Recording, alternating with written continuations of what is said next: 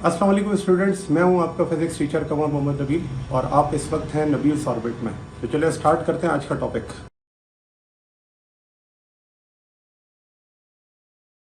अब इधर अगर इन रिएक्शंस को देखा जाए तो टिपिकली हम दो रिएक्शंस इसमें स्टडी करते हैं। एक कहलाता है न्यूक्लियर फ्यूजन और एक कहलाता है nuclear fusion. Nuclear fusion fusion क्या होता है, तो इसको अगर हम देखें तो न्यूक्लियर फ्यूजन जो है वो एक ऐसा प्रोसेस है जिसके अंदर दो या दो से ज्यादा एटॉमिक न्यूक्लियाई करीब आते हैं to each other to form a heavier nucleus by releasing a large amount of energy. तो एक ऐसा प्रोसेस है जिसके अंदर दो या दो से ज्यादा एटॉमिक न्यूक्लिया करीब आते हैं और कंबाइन होकर एक हैवी न्यूक्लियस के अंदर कन्वर्ट हो जाते हैं। साथ में एक large amount of energy release होती है और इस प्रोसेस को हम क्या कहते हैं, न्यूक्लियर फ्यूजन। डायग्राम में आपको नजर आ रहा होगा कि एक जो हमारे पास पार्टिकल है ड्यूट्रियम, ये कंबाइन होता है किसके साथ, ट्राइट्रियम के साथ। तो ड्यूट्रियम जब ट्राइट्रियम से कंबाइन होता है इस प्रोसेस में, इस प्रोसेस को हम फ्यूजन कहते हैं। और इसमें जो रिजल्टिंग पार्टिकल है वो है helium and neutron, bombarding outgoing particle. और साथ में अमाउंट ऑफ एनर्जी क्या होती है, रिलीज होती है। तो ये जो रिएक्शन आपको नजर आ रहा है जो कि एक डायग्राम में शो हो रहा है, इसे हम क्या कहते हैं, न्यूक्लियर फ्यूजन कहते हैं, जो कि न्यूक्लियर रिएक्शन भी कहलाता है। ठीक है ना। और इस प्रोसेस के अंदर आप अगर हम देखें तो मैं इसकी एग्जांपल भी कोट कर देता हूँ, जिस एग्जांपल में आपको एक न्यूक्लियर फ्यूजन जो है वो नजर आएगा। फॉर एग्जांपल, यहाँ पर अगर हम एक ड्यूट्रियम ले लें, 1H2 plus 1H3, 1H2 plus 1, यानी ड्यूट्रियम और ट्राइट्रियम को जब इंटरेक्ट करवाया तो कन्वर्ट किसमें हो गया, हैवियर न्यूक्लियस, जो कि क्या है, आइसोटॉप, हीलियम है, सॉरी आइसोटॉप नहीं है, हीलियम है, plus neutron and amount of energy. ठीक है ना।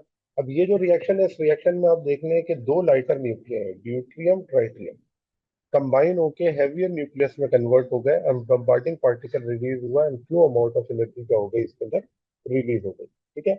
और इसका रीजन क्या है, रीजन ये है कि ये कंबाइन इसलिए होता है कि हमने जो बाइंडिंग एनर्जी पर न्यूक्लियॉन का कर्व पढ़ा था, तो उस कर्व के अंदर यही था ना कि ये स्टेबिलिटी गेन करने के लिए क्या करते हैं, फ्यूज होते हैं। और कब तक फ्यूज होंगे, जब तक ये आयरन को जो है वो टच ना कर लें या आयरन तक ना चलेगा। तो यहाँ पर रीजन देखे मैंने ये लिखा है, it is due to their low binding energy.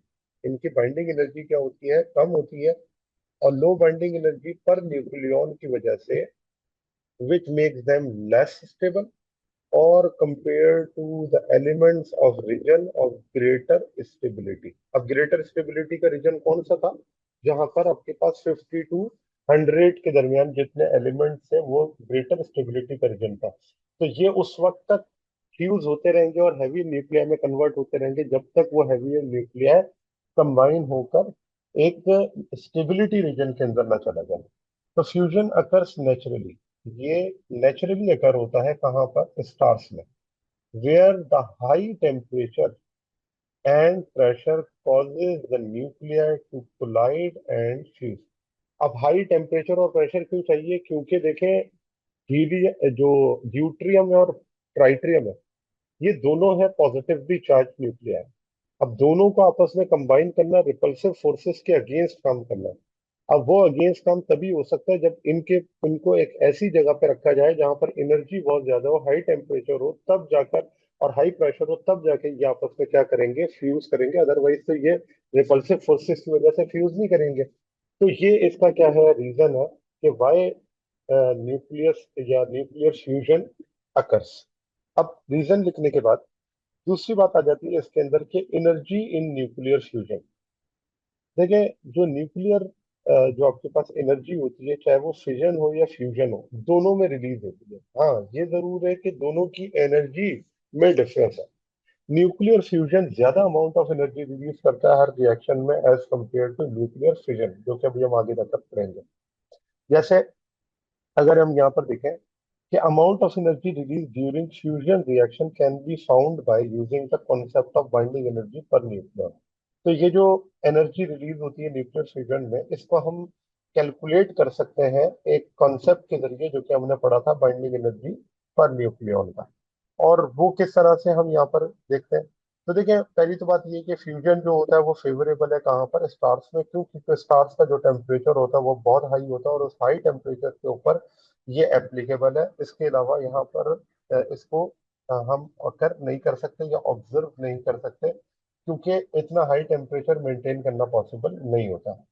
Naturally stars के ऊपर ये इसलिए हो जाता है क्योंकि वहां पे ऑलरेडी उसके कोर का टेम्परेचर बहुत ज्यादा होता है और वहां पर फिर आपके पास ये रिएक्शन अकर होता है और उसके अंदर जो मास है वो इंक्रीज करता रहता है उस न्यूक्लियाई का। और कब तक करता रहता है? जब तक वो स्टेबिलिटी रीजन की तरफ ना चला जाए। अब इसमें अब हम ये देखेंगे कि जो न्यूक्लियर रिएक्शन या न्यूक्लियर फ्यूजन के अंदर एनर्जी होती है उसे किस तरह से कैलकुलेट किया जाता है। तो देखिए इसके लिए मैं एक जो है वो एग्जाम्पल ले लेता हूँ और उस एग्जाम्पल के अंदर मैं जो है वो एनर्जी इसकी कैलकुलेट करूंगा कि रिएक्शन में कितनी एनर्जी रिलीज होती है।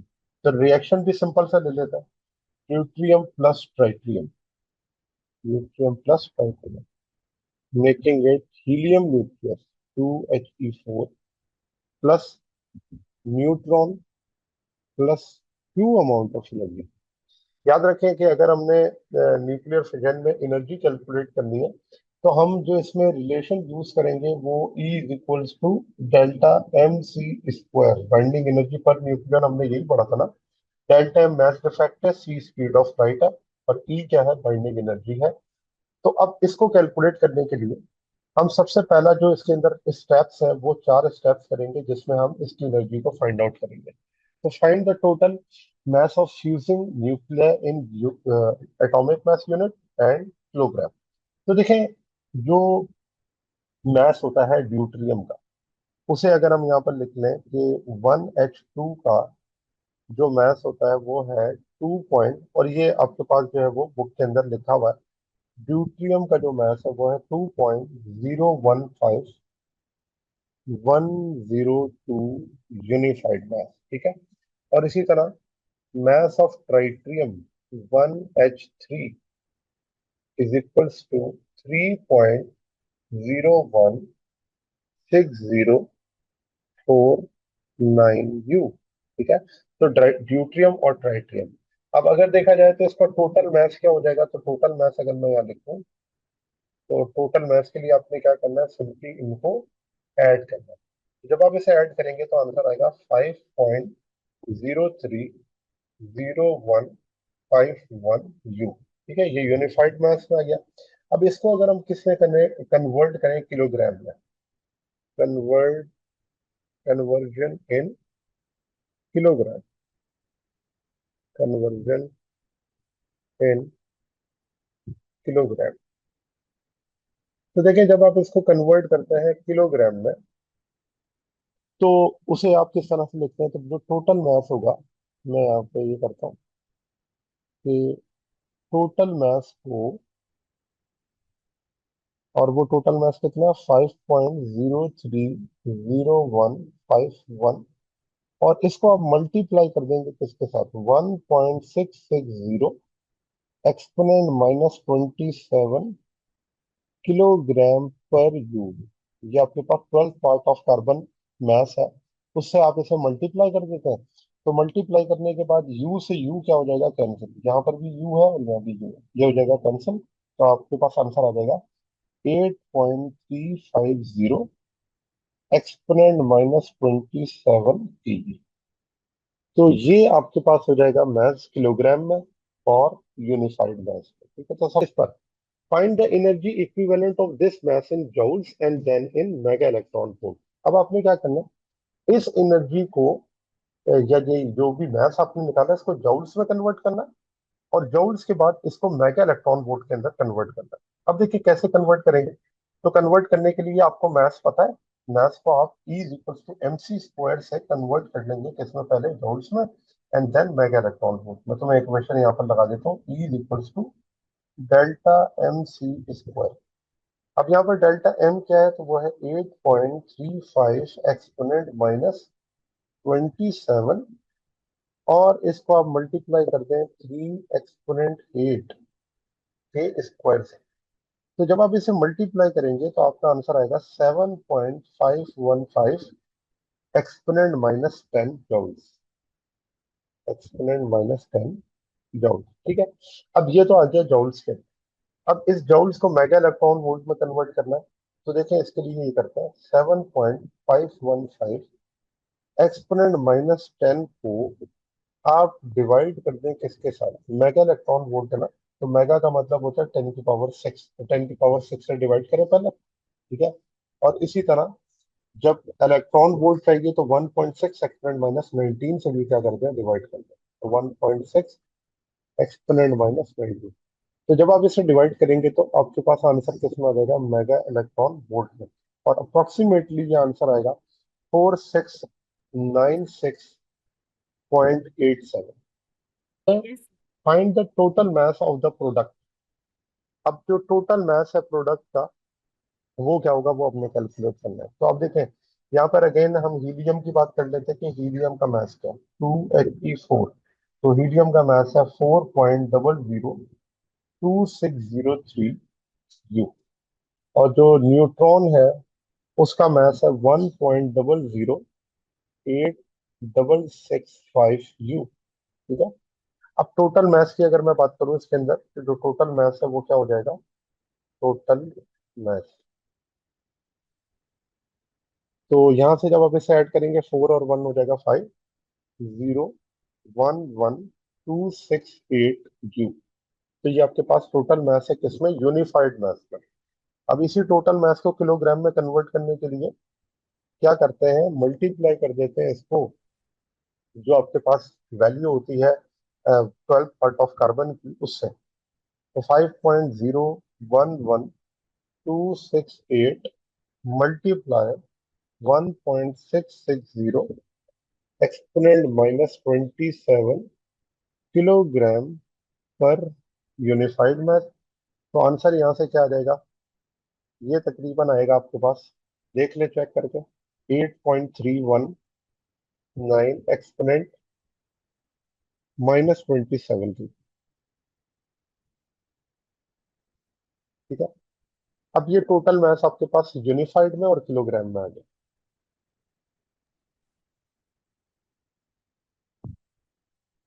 इसके बाद आपको क्या करना है, find the energy of product. अब आपको मास पता चल गया, तो वही काम करना है, E is equals to delta m c square. तो यहाँ पर देखिए मैं इसको इसी तरह से कैलकुलेट करता हूँ, E is equals to delta m c square. अब यहाँ पर डेल्टा एम क्या है, 8.319 एक्सपोनेंट माइनस 27। और इसे आपने मल्टीप्लाई करना है किसके साथ, सी स्क्वायर यानी 3 एक्सपोनेंट 8 ए स्क्वायर के साथ। तो जब आप इसे मल्टीप्लाई करेंगे तो मेरे पास आंसर जो आ रहा है वो है 4871 एक्सपोनेंट माइनस 10 जूल्स। और इसे मेगा इलेक्ट्रॉन वोल्ट में उसी तरह कन्वर्ट करें तो क्या करेंगे, डिवाइड करेंगे 10 की पावर 6 और ब्रैकेट में रखकर 10 की पावर 6 1.6 एक्सपोनेंट माइनस 19 से। ठीक है, ब्रैकेट में रखते हैं ताकि आंसर में फिर वही मिस्टेक ना आए। तो ये आंसर आपका आएगा 4679.438 मेगा इलेक्ट्रॉन वोल्ट। ये आपके पास आ जाएगा मेगा इलेक्ट्रॉन वोल्ट। अब ये जो भी आपके पास आंसर आया, ये है प्रोडक्ट का। अब हमें ये देखना है कि इन दोनों में डिफरेंस कितना है, जो कि रिएक्टेंट थे और प्रोडक्ट थे उनके अंदर डिफरेंस कितना है, ये अगर हम देखें तो वो कैसे निकाल सकते हैं। तो ये रिएक्टेंट की जगह रिएक्टेंट को लिखता हूँ, 4696.87। ठीक है, 4696.87 is equals to 4679.438 minus, sorry ये प्लस है, Q amount of energy reactor. इसको दूसरी तरफ ले जाए तो ये हो जाएगा 4696.87 minus 4679.438 is equals to Q. और जब आप इसे सब्ट्रैक्ट करेंगे तो जो क्यू है वो आ जाएगा 17.43 mega electron volt. 17.43 mega electron volt. तो ये क्यू अमाउंट ऑफ एनर्जी है जो कि रिलीज होगी इस रिएक्शन के अंदर। और क्योंकि ये पॉजिटिव है तो ये आपको ये शो कर रहा है कि ये जो रिएक्शन है ये कौन सा रिएक्शन है, इसे हम कहते हैं एक्सोथर्मिक रिएक्शन। अगर ये आंसर किस में आता, नेगेटिव में, तो इट मीन्स वो रिएक्शन क्या हो जाता, एंडोथर्मिक। इट मीन्स वहां पर एनर्जी एब्जॉर्ब होती। ये है एक्सोथर्मिक रिएक्शन, क्योंकि इसके अंदर एनर्जी जो है वो क्या हो रही है, रिलीज हो रही है। ठीक है, तो देखें ये तरीका है न्यूक्लियर फ्यूजन में एनर्जी को कैलकुलेट करने का, कि आप कैसे जो रिलीजिंग एनर्जी या एब्जॉर्ब एनर्जी उसे फाइंड आउट कर सकते हैं किसी न्यूक्लियर रिएक्शन के अंदर। ठीक है, अब ये तो एक रिएक्शन था जो कि हमने पढ़ा कि दो न्यूक्लियर फ्यूज होकर एक हैवी न्यूक्लियर में कन्वर्ट होते हैं। और रीजन क्या था कि क्यों कन्वर्ट होते हैं, उसकी रीजन ये थी क्योंकि वो अपने आप को स्टेबिलिटी रीजन के अंदर लेकर जाना चाहते हैं। तो इस वजह से क्या होता है, फ्यूज होते हैं, उनकी बाइंडिंग एनर्जी पर न्यूक्लियन कम होता है। अब आ जाते हैं दूसरे रिएक्शन पे, जैसे हम कहते हैं न्यूक्लियर फिजन। देखिए न्यूक्लियर फिजन, फिजन का मतलब होता है ब्रेक होना। जब दो heavier nuclear, a process in which heavy nucleus of an atom splits into two intermediate nuclei which release large amount of energy is called nuclear fusion. Nuclear fission.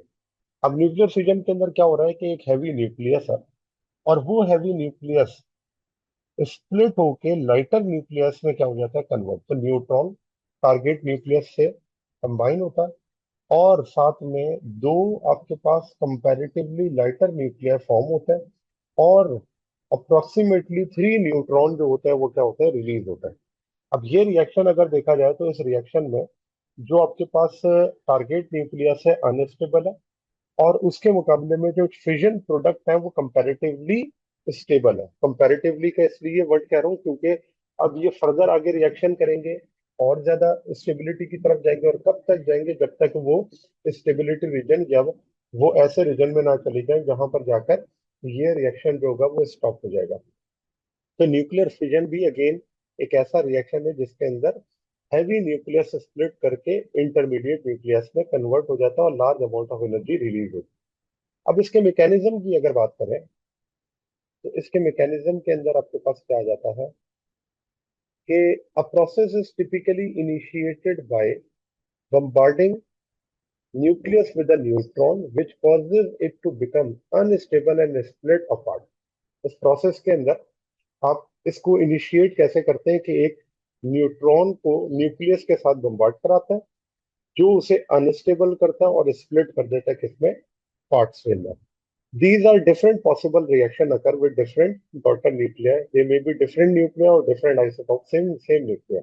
तो यानी कि इसमें ये होता है कि जब ये रिएक्शन होता है तो इस रिएक्शन में जरूरी नहीं है कि जो प्रोडक्ट में आने वाले न्यूक्लियाई हैं वो हमेशा एक जैसे होंगे, वो डिफरेंट भी हो सकता है। जैसे एग्जांपल में मैं आपको कोट कर देता हूँ, कुछ एग्जांपल इसकी हैं। जैसे अगर न्यूट्रॉन को हम बम्बार्ड कराएं यूरेनियम 235 से, ठीक है, पहला रिएक्शन, प्लस यूरेनियम 235 92, 235 92, तो ये आपके पास जो होगा किसमें कन्वर्ट हो जाएगा, यूरेनियम 236 92।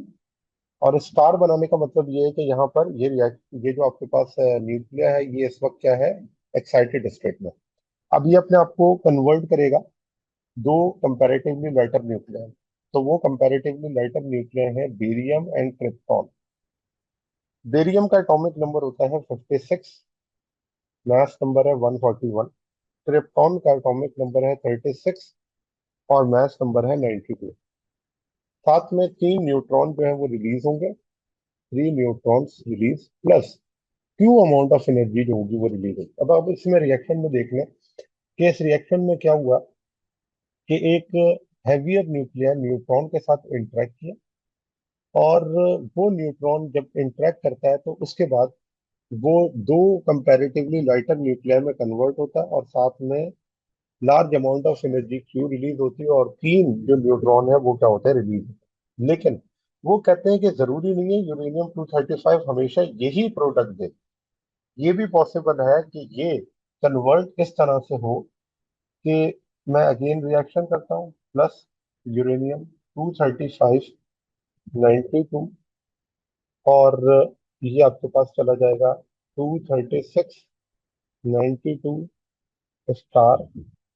और अब देखें कि जो प्रोडक्ट होगा उस प्रोडक्ट को इस तरह भी लिखा जा सकता है, क्योंकि ये रिएक्शन भी ऑब्जर्व होता है 50 132, ये आपके पास है 10 एलिमेंट, ठीक है।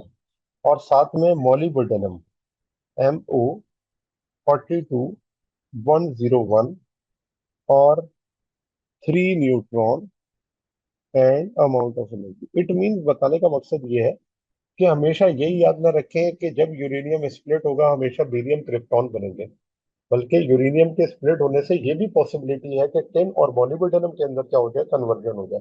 तो इसलिए हम कहते हैं कि जो लास्ट पॉइंट मैंने लिखा है कि these are different possible nuclear reaction, here are different possible nuclear reactions with different daughter nuclei, they may be different nuclei or different isotope same nuclei। तो ये पॉसिबिलिटी एग्जिस्ट करती है, और ये मैंने आपको दो एग्जांपल्स के जरिए बता दिया। फर्दर और भी एग्जांपल इसके साथ कोट की जा सकती है। फिर इस एग्जांपल को पढ़ने के बाद हम यहाँ पर एक और पॉइंट जो है वो डिस्कस करते हैं, और वो पॉइंट ये है कि इसमें जो आपके पास न्यूक्लियर फिजन होता है इसकी प्रैक्टिकल एप्लीकेशन क्या है। तो न्यूक्लियर फिजन की जो प्रैक्टिकल एप्लीकेशन है वो है न्यूक्लियर पावर प्लांट्स। तो ये जो होता है वो न्यूक्लियर पावर प्लांट्स के अंदर क्या होता है, यूज होता है टू जनरेट इलेक्ट्रिसिटी। इसको इलेक्ट्रिसिटी जनरेट करने के लिए इस्तेमाल किया जाता है। और कैसे किया जाता है, तो देखें इसके अंदर एक रिएक्शन होता है जिसे हम कहते हैं फिजन चेन रिएक्शन। अब चेन रिएक्शन क्या है, देखिए चेन रिएक्शन बिल्कुल इसी तरह से है कि जब ये आपके पास न्यूक्लियर रिएक्शन होता है, ठीक है, तो उस न्यूक्लियर रिएक्शन के अंदर जो न्यूट्रॉन रिलीज होता है वो न्यूट्रॉन जाकर फर्दर जब इंटरेक्ट करते हैं यूरेनियम के साथ, तो यहाँ पर एक चेन रिएक्शन स्टार्ट हो जाता है जो कि एनर्जी क्या करता है, रिलीज करता है। अब जैसे a fission chain reaction in which at least one released neutron causes another fission reaction is called fission chain reaction। Example में दे देता हूँ, लेट से ये न्यूट्रॉन जाके यूरेनियम 235 के साथ इंटरेक्ट करता है और स्प्लिट हो जाता है किसके अंदर, दो पार्ट, बेरियम क्रिप्टॉन, और साथ में तीन न्यूट्रॉन क्या होते हैं, रिलीज होते हैं। अब सोचें कि अगर ये तीन न्यूट्रॉन दोबारा से जाकर इंटरेक्ट करें यूरेनियम 235 के साथ, यूरेनियम 235, यूरेनियम 235, तो क्या होगा, अगेन यहाँ पर फिर से क्या होगा कि बेरियम क्रिप्टॉन और तीन न्यूट्रॉन दोबारा से क्या होंगे, रिलीज होंगे, तीन न्यूट्रॉन रिलीज होंगे। फिर इसके अंदर भी इसी तरह से होगा कि तीन न्यूट्रॉन रिलीज होंगे। फिर इसके अंदर भी इसी तरह से होगा कि तीन न्यूट्रॉन रिलीज होंगे। अब सोचें क्या हुआ कि पहले जो तीन न्यूट्रॉन थे उन न्यूट्रॉन से जाके इंटरेक्ट किया और फर्दर न्यूट्रॉन रिलीज होगा, और वो न्यूट्रॉन कितने हैं, 9। अब यही 9 न्यूट्रॉन फर्दर रिएक्ट करेंगे 27, 27 न्यूट्रॉन फर्दर रिएक्ट करेंगे 81 न्यूट्रॉन, और इस तमाम रिएक्शन के अंदर हर एक इवेंट में तकरीबन 200 मेगा इलेक्ट्रॉन वोल्ट एनर्जी क्या होती है, रिलीज होती है। तो ये जो रिएक्शन है जिसके अंदर एक न्यूट्रॉन से तीन, तीन से नौ, नौ से 27, और इस तरह से ये रिएक्शन चलता रहेगा, इस रिएक्शन को हम क्या कहते हैं, फ्यूजन चेन रिएक्शन कहते हैं। इस फ्यूजन चेन रिएक्शन के लिए एक मिनिमम मास रिक्वायरमेंट है जिसे हम कहते हैं क्रिटिकल मास। अब वो क्या होती है, तो कहते हैं कि क्रिटिकल मास क्या होता है, वो मिनिमम मास वो रिक्वायर्ड है इस फिजन चेन रिएक्शन को सस्टेन करने के लिए, इज कॉल्ड क्रिटिकल मास। वो क्या है कि देखें एक न्यूट्रॉन जाके यूरेनियम से इंटरेक्ट किया और उसने तीन न्यूट्रॉन रिलीज किए, तीन न्यूट्रॉन में दोबारा जाकर अगर इंटरेक्ट करना है तो वहां पर मास होना चाहिए ना। अब अगर वहां पर मास है तो ये रिएक्शन आगे स्टार्ट हुआ। अब उससे आगे जब जाते हैं तो दोबारा से न्यूट्रॉन ने इंटरेक्ट करना। अब अगर न्यूट्रॉन ने इंटरेक्ट करना और अगर आगे मास मौजूद नहीं होगा तो ये रिएक्शन आगे चेन रिएक्शन नहीं बन सकता। तो इस चेन रिएक्शन को बनाने के लिए कम से कम जो मास होता है उसे हम क्या कहते हैं, क्रिटिकल मास कहते हैं, जिस पर न्यूक्लियर फिजन जो होगा वो एप्लीकेबल या सस्टेनेबल होगा। और इसके लिए कंडीशन क्या है, वो कंडीशन ये है कि अगर जो मास है रेडियो एक्टिव एलिमेंट का वो कम हो, किससे, क्रिटिकल से। If the mass is less than critical the reaction dies out। It means अगर mass क्रिटिकल से कम होगा तो फिर इसके ऊपर रिएक्शन सस्टेनेबल नहीं होगा। दूसरा पॉइंट देखें, if mass is greater than critical, the reaction becomes uncontrollable, leading to explosion. अगर आपके पास जो मैस हुआ ये क्या हुआ, क्रिटिकल मैस से ग्रेटर हुआ, तो फिर इसमें रिएक्शन जो होगा वो अनकंट्रोलेबल हो जाएगा, जिसे हम एटॉमिक बॉम्ब के अंदर क्या करते हैं, ऑब्जर्व करते हैं। और अगर मैस क्रिटिकल हुआ तो इसे हम कहते हैं कंट्रोल्ड रिएक्शन, जो कि हम न्यूक्लियर रिएक्टर्स में क्या करते हैं, ऑब्जर्व करते हैं। नेक्स्ट टॉपिक हमारा यही है। तो देखें, क्रिटिकल मैस एक बड़ा इंपॉर्टेंट पार्ट है। तो अब अगर ये क्रिटिकल मैस कम हुआ या जो मैस है वो क्रिटिकल से कम हुआ, तो ये रिएक्शन क्या हो जाएगा, खत्म। इसका मतलब यहाँ पर फिजन चेन रिएक्शन सस्टेनेबल नहीं रहेगा। अगर जो मैस है वो ग्रेटर हुआ किससे, क्रिटिकल से, तो ये रिएक्शन जो होगा वो अनकंट्रोल्ड, लीडिंग टू एक्सप्लोजन। और अगर ये मैस इक्वल हुआ किसके, क्रिटिकल के, कंट्रोल्ड रिएक्शन अगर, तो ये क्या होगा, एक कंट्रोल्ड रिएक्शन जो होगा वो होगा, जिसको हम न्यूक्लियर रिएक्टर के अंदर क्या करते हैं, पढ़ते हैं। ठीक है, तो ये तो बात हो गई क्रिटिकल मैस। इसी तरह क्रिटिकल वॉल्यूम भी होता है कि आपके पास कितना वॉल्यूम ऑक्युपाइड है उस क्रिटिकल मैस की वजह से, उसे हम क्रिटिकल वॉल्यूम कहते हैं। अब देखें यहाँ पर जब हम बात करते हैं तो दो किस्म के रिएक्शन जो होते हैं वो ऑब्जर्व होते हैं, जिसे हम कंट्रोल्ड और अनकंट्रोल्ड रिएक्शन कहते हैं। ठीक है, दोनों जो है वो होते फिजन ही है, लेकिन एक को हम कहते हैं कंट्रोल्ड और एक को हम कहते हैं uncontrolled. Uncontrolled reaction, uncontrolled reaction. अब देखिए, कंट्रोल्ड और अनकंट्रोल्ड रिएक्शन के अंदर क्या डिफरेंस है कि कंट्रोल्ड रिएक्शन के अंदर जो आपके पास एनर्जी होती है वो एक कंट्रोल्ड वे में या सेफली क्या होती है, प्रोड्यूस होती है। जैसे अब हम किसमें यूज करते हैं, न्यूक्लियर रिएक्टर में, यानी ये आपको न्यूक्लियर रिएक्टर में ऑब्जर्व होता है, न्यूक्लियर रिएक्टर। जबकि अनकंट्रोल्ड रिएक्शन क्या है, जो कि आपके पास न्यूक्लियर वेपन्स जो होते हैं वहां पर आपको ऑब्जर्व होगा, न्यूक्लियर वेपन्स। क्योंकि वहां पर तो हमें ये जरूरत ही नहीं होती कि हम इसको क्या करें, कंट्रोल करें। हम तो चाहते हैं कि ये अनकंट्रोल हो और ज्यादा डिजास्टर क्रिएट करे। तो इसमें अगर देखा जाए तो न्यूक्लियर रिएक्टर के अंदर जो एनर्जी रिलीज होती है वो सेफली रिलीज होती है, प्रोड्यूस एनर्जी सेफली। ये प्रोटोकॉल्स के साथ होती है, और कैसे होती है भैया नेक्स्ट टॉपिक के अंदर अभी हम ये डिस्कस करेंगे। जबकि यहाँ पर जो न्यूक्लियर वेपन के अंदर एनर्जी रिलीज होती है, ये रैपिड रिलीज ऑफ एनर्जी है, रैपिड रिलीज ऑफ एनर्जी, क्योंकि इसे इसी वजह से हम अनकंट्रोल करते हैं। इसके ऊपर आप कंट्रोल नहीं कर सकते, इसकी स्पीड को स्लो या फास्ट नहीं कर सकते। जबकि जो न्यूक्लियर रिएक्टर है उसकी स्पीड, उसके रिएक्शन को कंट्रोल किया जा सकता है, उसकी स्पीड को कम या ज्यादा किया जा सकता है मैकेनिज्म के थ्रू, जो कि आगे जाकर हम डिस्कस करेंगे कि किस तरह से इसे हम ऑब्जर्व करते हैं। ठीक है, तो ये आपके पास दो किस्म के जो है वो न्यूक्लियर फिजन होते हैं, कंट्रोल्ड और अनकंट्रोल्ड फिजन चेन रिएक्शन। तो अब जरा इसको ऑब्जर्व करते हैं कि ये जो कंट्रोल्ड वाला, क्योंकि हमारा जो डिस्कस करने वाला टॉपिक है वो एक्चुअली न्यूक्लियर रिएक्टर है, तो हमने अनकंट्रोल को तो डिस्कस नहीं करना, हमने सिर्फ कंट्रोल को डिस्कस करना है, क्योंकि ये पढ़ना आसान है। अनकंट्रोल जो होगा वो डिफिकल्ट होगा पढ़ना, और हमारा सिलेबस का हिस्सा नहीं है। जी स्टूडेंट्स, तो ये था आज का हमारा टॉपिक। उम्मीद है आपको टॉपिक समझ आया होगा। अगर आप नबील्स ऑर्बिट में रहना चाहते हैं तो सब्सक्राइब करें और नई आने वाली वीडियोस के लिए बेल आइकन प्रेस करें। Thank you very much. अल्लाह हाफिज़।